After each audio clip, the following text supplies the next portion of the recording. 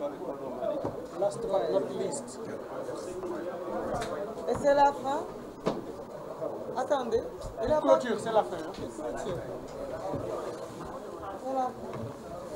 Bon, en quelques mots, nous vous remercions de votre patience, mesdames les journalistes. dafa am léegi lu Cheikh Tidiane yu mu wax mooy corruption de la jeunesse. may poser question au ministre de l'économie et des finances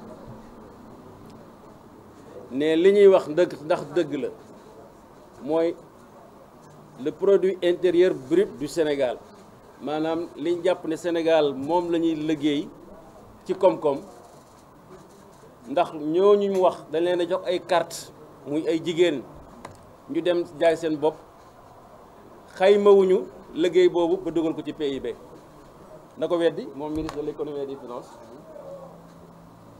kon dañu jàpp ne le premier corrupteur de la jeunesse c'est l'État maa ngi xaar ba mu weddi ko su loolu wéyee vous savez tous que nous avons tout récemment adressé une correspondance au commissaire des Nations Unies aux droits de l'homme pour demander une commission d'enquête internationale relativement à ce qui se passe au Sénégal.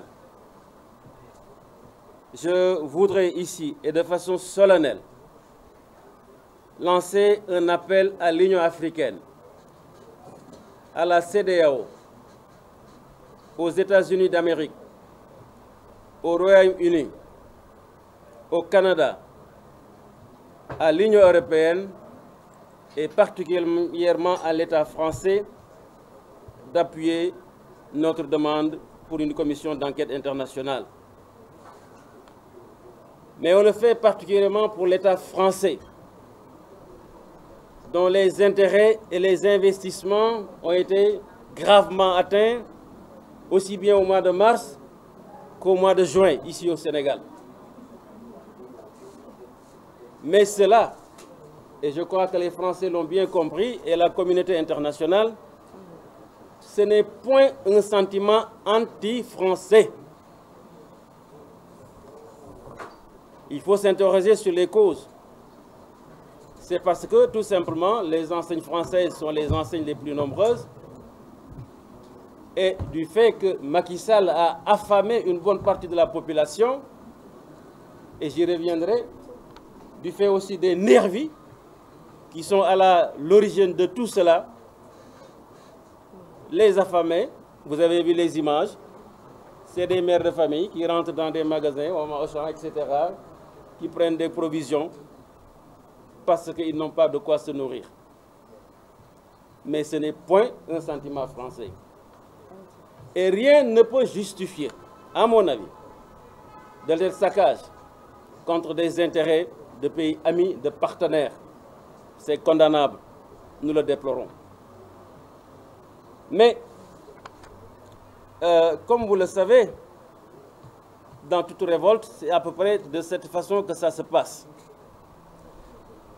Et vous le savez qu'au Sénégal, nous avons souvent manifesté, parce que nous tous, nous savons comment ça se passe dans l'opposition.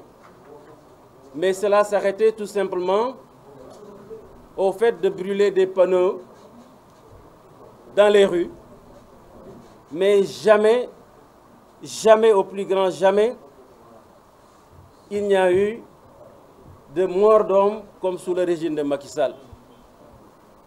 Et cela est le fait de l'émergence. Tous ceux qui sont passés ici l'ont dit, de nervis ou de milices supposées mises en opération par le pouvoir. C'est la cause de tout cela. Et certains même, et Cheikh Tidiane Dièye l'a rappelé, soupçonnent le pouvoir d'user de manigance pour créer le chaos et l'évoquer comme motif de report de l'élection présidentielle. Si cela se passe au Sénégal et que le gouvernement promet toujours des enquêtes qui n'aboutissent pas, mais nous voulons savoir, nous voulons comprendre ce qui s'est passé. Et on ne compte pas sur le gouvernement du Sénégal pour nous dire ce qui s'est passé. C'est pour cela que nous nous adressons à la communauté internationale pour nous aider. Parce qu'aujourd'hui, il est avéré que le gouvernement et l'État du Sénégal sont incapables de protéger les investissements et les intérêts étrangers du fait de leur impopularité d'abord et du fait, comme je l'ai dit tantôt, de l'émergence de nervis qui sèment le chaos dans notre pays. Et c'est pour cela que nous osons espérer que, au nom de son amitié avec le président, avec Macky Sall, Emmanuel Macron, président de l'État français, ne fera pas profil bas au sujet de l'incapacité du gouvernement de protéger les investissements et les intérêts français.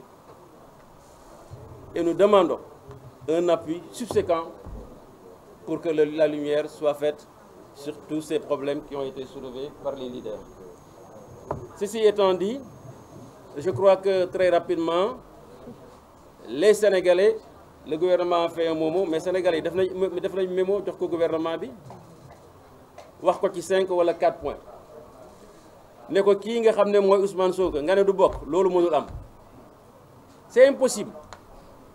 Wax nañ ko fii budul benn du ñaar. Parce que Ousmane Sonko, les jeunes l'ont érigé en projet.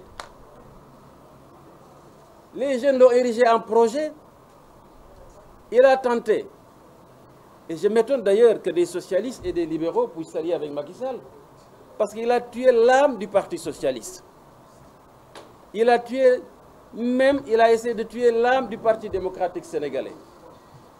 Et c'est ces deux-là qui constituent l'ossature la plus fondamentale de l'histoire politique récente de notre pays. Et il veut aujourd'hui tuer l'avenir. L'avenir, c'est l'espérance bi nga xam ne moom la jeune yi am ci Ousmane Sonko. C'est impossible. Et c'est pour cela que nous estimons que, comme l'ont dit ceux qui m'ont précédé, il faudrait que ce blocus soit levé. Parce que c'est illégal. Teguñu ko fenn. Le barricade là-bas, et même le quartier où moi-même j'habite, qui est un quartier d'affaires, ils ont tué toutes les activités à Keur Gorgui, toutes les activités commerciales. C'est injuste.